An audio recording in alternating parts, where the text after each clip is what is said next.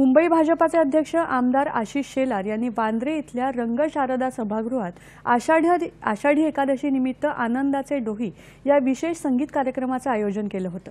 या कार्यक्रमात ज्येष्ठ गायक आनंद भाटे यांनी साथीदारांसह विठ्ठलाचे अभंग आणि अनेक भक्तिगीतं सादर केली। यावेळी झालेल्या भक्तिमय वातावरणामुळे उपस्थितांसमोर थेट पंढरीच जणू अवतरली।